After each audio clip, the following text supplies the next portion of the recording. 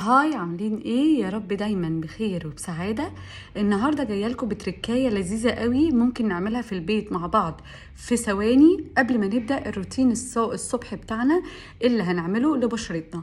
التركاية بقى ان هي ايه؟ هي عبارة عن حاجة هنعمل بيها بوتوكس طبيعي في البيت، ووقت ما تتوفر عندك في البيت اعمليها.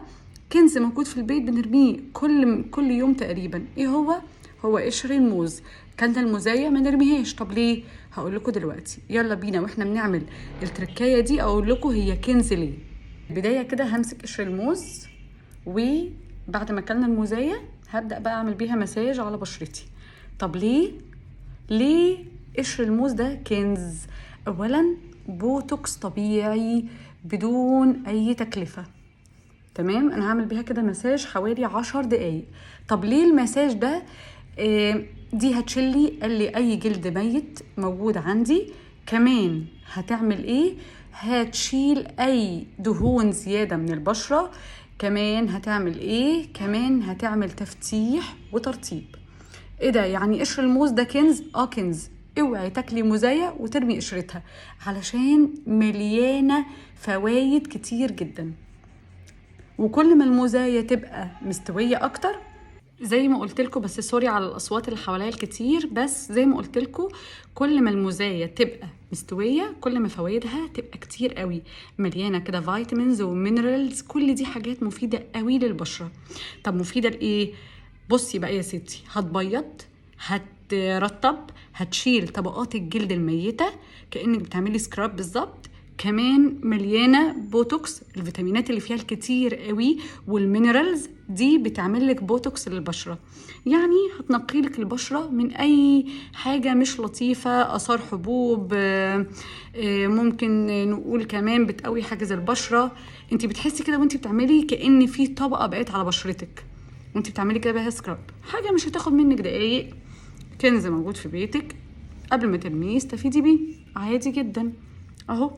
واكتبي كده على جوجل واتفرجي على فوائد القشر بتاع الموز ده. مليان ايه؟ اولا مليان اصلا انتي اوكسيدنت، مضادات اكسده، يعني اقوى حاجه مفيده للبشره. مليان فيتامين سي وفيتامين اي، يعني هتقوي جدار بشرتك، هتفتح. طبعا انتوا شايفين هنا في اثار حبوب. دي ليه بقى؟ لان انا زي ما قلت لكم انا بادئه كده في روتين هنزله لكم الفتره الجايه على القناه، مجموعه سيرامات انا بستخدمها، هقول لكم عليها وهقول لكم رايي فيها. فانا بصراحه لغايه دلوقتي مش عايزه اعلنها لغايه دلوقتي، لغايه لغايه ما اكون جربتها كويس جدا على بشرتي عشان اقول لكم عليها وارشحها لكم بكل امانه. فيعني ادوني كده فرصه الاسبوع يعدي بتاع الاستخدام وهقول لكم عليه. غير سيرم الهيالورونيك اللي انا نزلته عندي على القناه، انزلوا شوفوه بسرعه وشوفوا رايي فيه ازاي انا عاملاه في البيت باقل امكانيات، بديل للسيرامات الغاليه اللي بالالاف. انا عملته في البيت باقل امكانيات. يا رب يكون بقى اللي انا قلته لكم دي معلومات كده على السريع تكون لذيذه وعجبتكم. هعمل ايه دلوقتي؟ هسيبه على وشي برضو 10 دقايق. يبقى انا عملت سكراب 10 دقايق، هسيبه على وشي 10 دقايق وهروح اكمل الروتين بتاعي العادي جدا اللي هو غسول والسيرم بتاع الهيالورونيك اللي انا عملته في البيت والمرطب.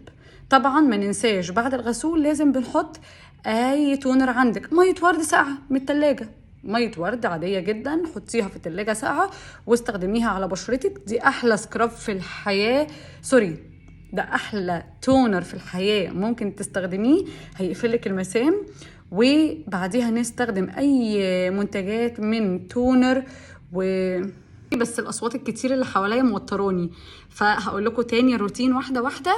هستخدم الغسول، بعديها على طول هسيب الماسك 10 دقايق وهستخدم الغسول بتاعي، بعديه التونر اللي هو ميه الورد الساقعه اللي انا حطاها في التلاجة، بعديها على طول اي سيروم عندك. احنا عاملين في القناه مع بعض سيروم الهيالورونيك، ارجعي له وشوفي انا عاملاه ازاي باقل امكانيات بديل الغالي المستورد. وبعديها على طول بحط المرطب. بس كده خلاص، ده روتين الصبح بتاعي. لو هنزل في الشمس بحط صن بلوك، بس كده مفيش اي حاجه تانية. وهبقى اقول لكم برضو في فيديو تاني روتين الليل بتاعي. باي باي، ويا رب يكون الفيديو عجبكم واشوفكم في فيديو جديد.